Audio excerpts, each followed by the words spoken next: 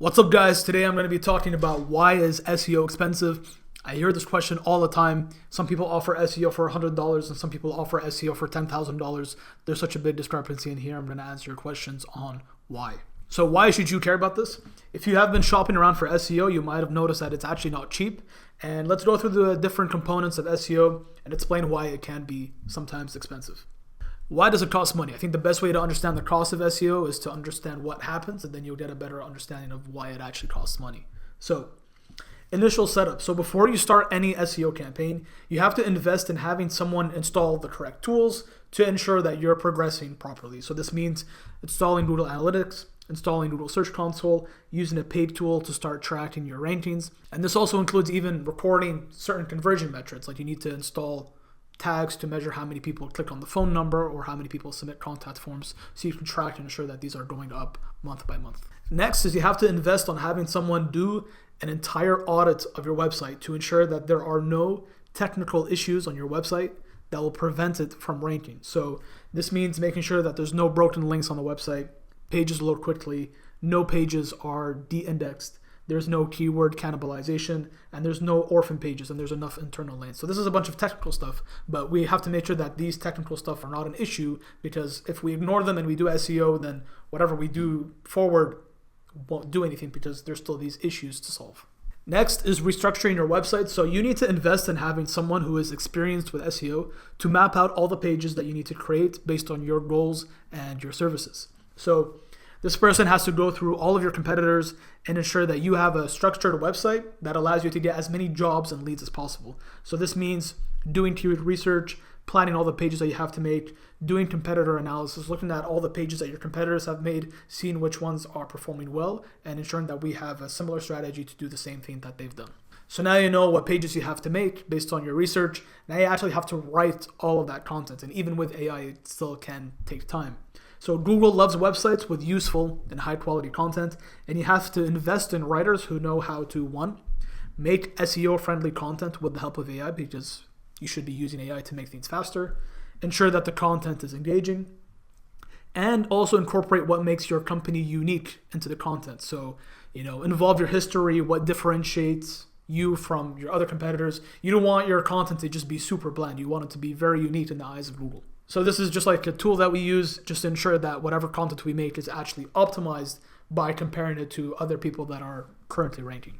Then you actually have to take all that content and actually develop all the pages. So you have to invest in a developer to make the page from the contents of the writer. This page has to load quickly, be mobile responsive, look appealing, because if your website looks ugly and people are clicking on it, then immediately clicking off because it looks like a website from the 90s, then this is not going to be beneficial for you. You also need to be able to convert users and have clear call to actions, make it very easy for people to contact you or call you. And you also have to ensure that there's no technical issue that could prevent the page from ranking. So there's no point to ranking first if your page is unusable or is unable to convert a visitor into a customer. If it's not clear on how to actually contact you or have you do the service, then there's no point in ranking first. Now your pages are developed, you have the page for every service. Now is the biggest part, which is outreach and link opportunities. So the biggest part of SEO is acquiring these high quality backlinks. A backlink is a link on another website that just links to yours. So for example, if I have a Houston plumber website and I get a link from, a Houston soccer team because I sponsored them, and on that website they link to me, this counts as a good quality backlink. So in this case, your website is on the right. There's like a reputable website on the left, and in their blog, they mentioned your website. Someone clicks on this, links to your website, boom. Now you have a backlink to your website from a reputable website. And because this reputable website has a good authority, it's trusted by Google, because they link to you, now Google trusts your website a bit more. So getting these backlinks takes a lot of work. You need to, one, do outreach and contact the owners of these websites to find these link opportunities in your area or your industry. You need to negotiate deals. Some people will give you outrageous prices for links, and you need to tell them no, and can we do this instead? And you need to invest into the cost of these backlinks. Like, all of these at the end of the day cost money. You could pay the owner of a blog to give you a backlink, or it could be in the form of paying for a local sponsorship or scholarship to get that backlink. Backlinks is one of the biggest costs of SEO, and it is absolutely necessary. High quality backlinks can range from just a few $100s to the best costing a few $1,000s. And investing into SEO means investing into high quality links, and you will not rank if you do not invest in backlinks. If SEO was just as simple as just making a page and publishing it, then everyone would rank number one. But Google has to make it very hard and very difficult. So that's why you have to invest in backlinks, and these just unfortunately take money. So as you can see, you have to invest in the right expertise, tools, people, and skills if you want SEO to work. And this is roughly the breakdown of what you're looking at, where your budget would actually be spent. So, because planning is only done at the beginning, you'll probably spend 10% of that budget on just strategy and planning and ensuring that the strategy evolves over time. You'll probably spend around 20% of the budget on just content creation. That means actually creating all the content for these pages. If you have less services, this can go down a lot. Assume another 20% on website development. Again, this depends on how many issues you have on your website, or if your website needs to be built from scratch and how many pages you actually have to develop.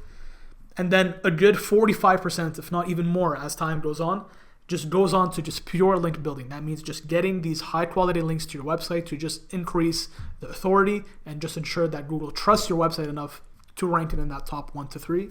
And if you're working with an agency, they probably spend a good percent of that, like let's say around 5%, just to ensure that they're monitoring things and they're reporting all the data to you as a business owner. So choosing inexperienced SEO providers might seem like a cost-saving move, but it often leads to disappointment when results don't meet expectations. And it's a lot like buying a pair of boots. Spending on cheaper options might seem smart initially, but they'll wear out quickly. Your expectations are here, but the product can only offer this much. And this forces you to just spend more to just replace them. And in the end, investing in quality from the start is always the better value, and SEO is literally the same thing. So if you invest wise, you'll see the lasting results of leads flooding through the door. So if you have any questions, leave them down below. I'll be happy to answer them, and I'll see you guys in the next video.